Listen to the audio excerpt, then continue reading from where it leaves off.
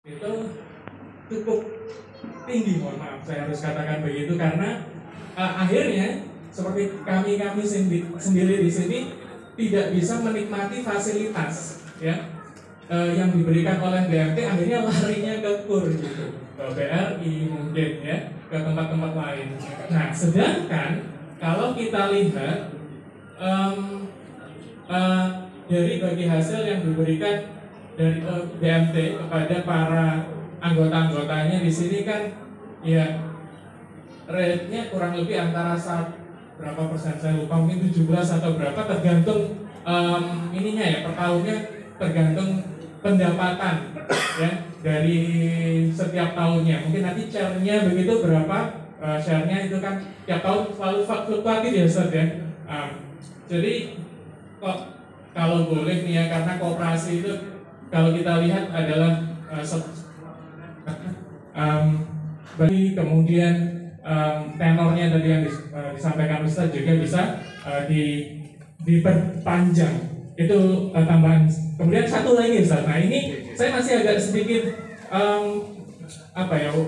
bertanya-tanya terhadap yang namanya, mungkin bisa jelaskan lagi, kayak simpanan dulu itu kan ada cuma simpanan anggota ya, kemudian khusus, kemudian ada wajib khusus begitu.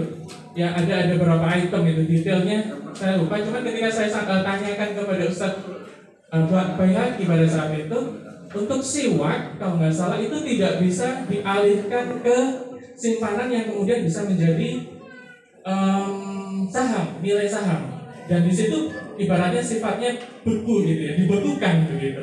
Nah, kalau misalnya pertanyaan waktu itu saya kalau nggak salah, Ustaz ini bisa nggak dialihkan sehingga saham kita kan nilainya bisa bertambah tuh, ya kan? Dan nilainya bisa bertambah dan akhirnya harapan kita kan share-nya bisa nambah tentunya. Ya bagi hasilnya atau share-nya bisa bertambah.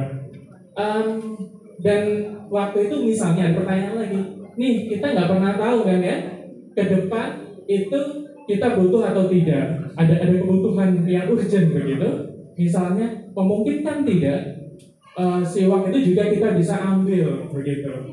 Namun jawaban yang kalau nggak salah ya, yang saya tangkap pada saat itu, siwak tidak bisa diambil karena beku, dan ketika diambil itu harus seolah-olah ya berakhir keanggotaannya begitu.